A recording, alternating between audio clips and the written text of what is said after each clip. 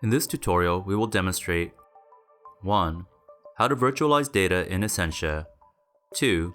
Using the exploration tools on your virtualized data.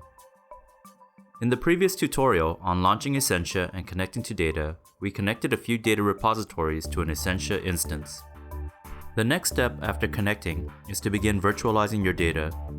Virtualization is very important because it enables anyone to explore and analyze their data by applying a virtual schema to their data without having to manipulate or change any of the original data beforehand. This tutorial is broken up into two parts, with the first providing a basic walkthrough of how to create a virtual data category, and the second will be a more in-depth explanation of the more advanced category creation tools. First, click on the Categorize option from the top.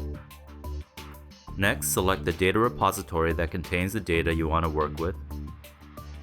Click on the Explorer tab to view the files in the selected repository. In this example, the data we are working with are log files that are in CSV format that have been gzip compressed. Now let's add a new category. Click on the Add button. In the input screen, enter a category name. Next, I need to enter a pattern match rule to define which files I want to include in this category. So when I look back in the Explorer, I can see that all my log files follow this pattern that includes some sort of ID, date, and time. And for this example, I want to include all my logs, so I'm going to enter 151*.gz. And notice that I use the asterisk to indicate a match all condition after the ID. Now select the Save button. Essentia will begin to scan your bucket for files that match your input pattern. When complete, you will see that Essentia provides a summary of the total number of files included in your category and the total data size. Now you'll notice, however, that the date information or first and last are not correct. That's because I haven't defined a way to extract that information from the file pattern. Instead, I had left the date format setting to auto. That means Essentia will try to determine the date information automatically. Unfortunately, by looking at the file pattern, you can see that there are a couple of strings of numbers that could possibly be interpreted as being the date. In cases like these, you have to prompt Essentia to find the correct pattern. To do this, select the regex option from the Date drop-down.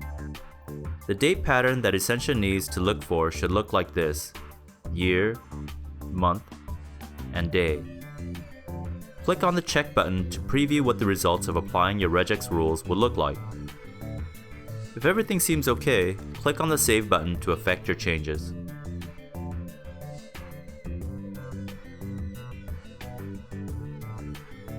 Great! Now we've created our first virtualized data category. At this point, I can perform some preliminary exploration of the data.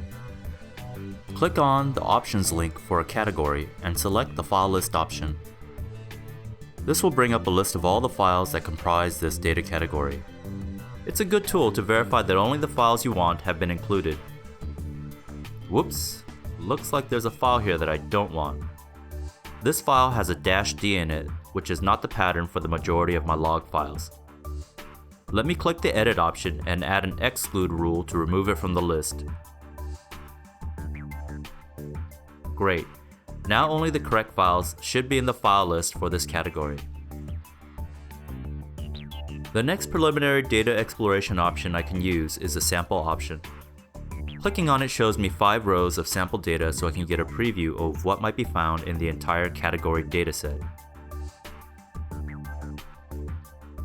And for a more in-depth understanding of the structure of my data, I can select the Scan option, which enacts a deep scan of the largest file within the category and gives a more detailed breakdown of data structure and data types. Lastly, I want to point out some other useful features. The Export and Import buttons allow me to export and input my category definitions. And this can be very useful if I need to replicate settings into a different Essentia instance, or if I want to share with someone else who is also working with the same data in a shared S3 bucket. Because categories are virtual, anyone can work on the same dataset, provided they have authorization, and not affect the settings or analysis of anyone working on that same data. Now the refresh button is used to update the dataset to include the latest files that conform to the category definitions. As new data files are stored in S3, you can click on Refresh to add the new data to your category automatically. You can also download all the files belonging to a specific category to your PC in case you want to work on them on a local Essentia instance or with some other software tool. Thank you for watching this tutorial. In the next tutorial, I will continue part 2 of virtualizing your data and cover some more advanced setting features in depth.